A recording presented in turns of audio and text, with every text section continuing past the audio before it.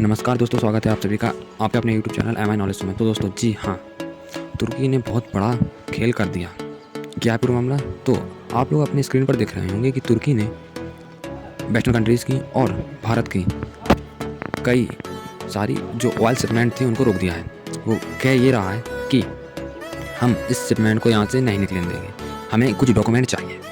अब आप लोगों को ये मामला समझ में नहीं आ रहा होगा, तो मैं आपको डिटेल में बताता हूँ। हुआ यूँ कि जो तुर्की है ना, तुर्की को आप ऐसे समझ लो कि किसी अनपढ़ आदमी के हाथ में बहुत सारा खजाना या किसी खजाने की चाबी हो। ऐसा तुर्की के साथ है, क्योंकि आप जो मैप में देख रहे हैं ये भारत है। भारत, पाकिस्तान, ईरान और सऊदी अरब, ओमान, यमन, ये सारी कंट्रियाँ यहाँ पर हैं। और आप जो मैप में देख रहे हैं ये जो कैनाल नहीं कह सकते इसको हम कहेंगे लेक। तो ये जो रास्ता है ना, ये ब्लैक सी को अन्य जो इजराइल के सटा हुआ समुद्र उसमें रिलीज़ करता है। तो हुआ यूँ कि तुर्की ने इस रास्ते को रोक दिया और वो एक पर्टिकुलर एरिया को निशाना कर रहा है, अर्थात जिस शिपमेंट की वे शिप जिनका इंश्योरेंस वेस्टर्न कंट्री पश्चिमी देशों ने किया था। हम आपको बताते हैं इंश्योरेंस शिपों का क्यों था।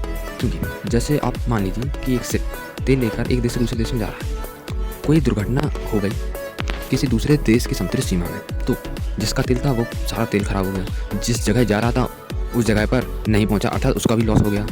और जिस देश की सीमा में वो टैंकर डैमेज हुआ है या जो भी हुआ क्षतिग्रस्त हुआ है, उस देश की समुद्री सीमा में अच्छा खासा ऑयल जो कचरा है वो हो जाएगा, जिससे कि उस देश को काफ़ी परेशानी होगी। तो इसका पूरी जिम्मेदार इसीलिए टैंकरों का इंश्योरेंस होता है। लेकिन ज़्यादातर जो इंश्योरेंस करती हैं कंपनियाँ, पहली बात तो समझो कि छोटी मोटी कंपनी इंश्योरेंस करेगी नहीं, क्योंकि इसमें बहुत बड़ा लॉस भी हो सकता है, प्रॉफिट तो वो अलग बात है।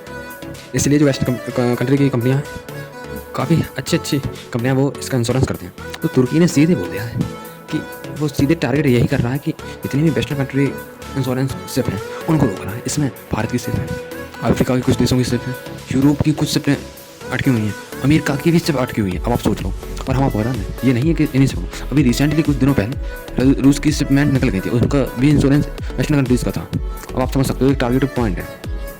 और हम आपको बताएं इसमें भारत भी अपना जो लगा रहे हैं जल्द से जल्द शिपमेंट छूटे, लेकिन भारत को वेट एंड वॉच की स्थिति में है।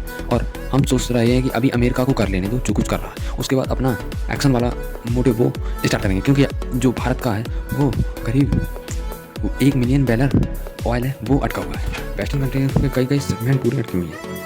और हम आपको बताएं जो भारत को ये ऑयल आ रहा है ये रशियन ऑयल ही है, जिससे कि भारत में तेल थोड़ा और अत्यधिक आ जाए। भारत को जल्द से जल्द इसका इलाज करना होगा, क्योंकि बहुत अत्यधिक सीमेंट आनी स्टार्ट होने वाली है रूस से, क्योंकि जो एग्रीमेंट साइन हुआ था उसके तहत सीमेंट आनी है। अब देखते हैं अमेरिका क्या करता है।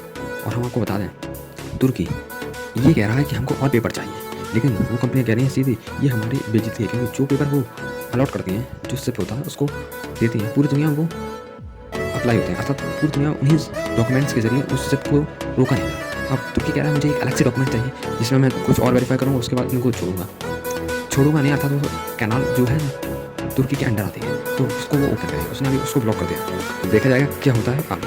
अगर आप लोग पहली बार इस वीडियो पर आए तो प्लीज़ भाई चैनल को सब्सक्राइब कर लीजिएगा, ऐसे इंटरेस्टिंग और नॉलेजेबल वीडियो देखेंगे। मिलेंगे नेक्स्ट वीडियो में, शेयर कर दीजिएगा please. Thank you for watching.